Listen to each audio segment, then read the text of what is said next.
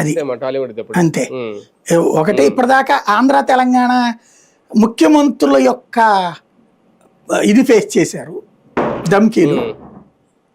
ఇప్పుడు ఇలా జరిగితే కనుక ఒకే రాష్ట్రంలో ముగ్గురు మధ్యన ఫేస్ చేయాల్సి వస్తుంది. అప్పటికి పాపం పవన్ కళ్యాణ్ ఏమన్నాడు, మీరు వచ్చి చంద్రబాబుని కలవండి అంటున్నారు. వీళ్ళందరూ చంద్రబాబుని కలిసి వెళ్తే పవన్ ఫ్యాన్స్ అందరు రేపు పొద్దున వాళ్ళని వెంటాడతారు, వేటాడతారు. ఏం మావాణి కలవరు అసలు అనేసి. ఆయన కలిస్తే బాలయ్య ఫ్యాన్స్ ఎడపడతారు. ఏమనుకుంటున్నారు, ఆయనేనా మేమిస్తే పదవి వచ్చిందని వీళ్ళు దిగుతారు.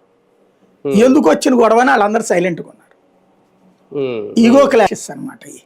వాళ్ళ ఈగోని సంతృప్తి పరచడం కంటే ఎందుకని సైలెంట్ కూర్చున్నారు. కాదు సార్, ఫైనల్ గా దీని సొల్యూషన్ ఏంటి? వాళ్ళు వచ్చి కలిస్తే కృతజ్ఞత చాటుకున్నట్టేనా? పవన్ కళ్యాణ్ గారి ఆగ్రహం చల్లారాలంటే ఏం చేయాలి? ఏం జరుగుతుంది, 4 రోజులు పోతే వచ్చి కలిసిపోతారు వీళ్ళంతా. ఇప్పటికే ఆల్రెడీ చర్చలు జరుగుతున్నాయట ఎవరెవరు వెళ్ళాలి ఏంటి అనేది, దర్శకులు కొందరు. కాకపోతే వీళ్ళ ఎక్స్పెక్టేషన్ ఏంటంటే జగన్ దగ్గరికి పెద్ద హీరోలు అందరూ వచ్చారు కదా, ప్రభాస్లు, మహేష్ బాబులు, వీళ్ళందరూ కూడా వాళ్ళందరి టైం కోసం వెయిట్ చేస్తున్నారు. వీళ్ళు వాళ్ళని దించితే సరిపోతుంది అనేది వీళ్ళ ఫీలింగ్.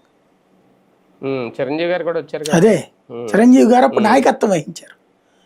ఇప్పుడు చిరంజీవి గారు నాయకత్వం వహించి తీసుకొస్తే పని అయిపోతుంది. ఆయన నాయకత్వం వహించమని ఎవరు అడగట్లేదు వీళ్ళు. అది వచ్చిన గొడవ. లేదంటే అల్లు అరవింద్ గారిని తీసుకునే రావాలి. అల్లు అరవింద్ నాయకత్వం అంటే హీరోలు అందరూ ఒప్పుకోవద్దు, అది కదా సమస్య. అవును అవును అవును.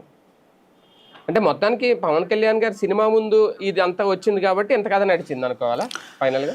అంతే అంతే, చర్చ జరిగింది అందువల్ల బేసిక్ గా. అదే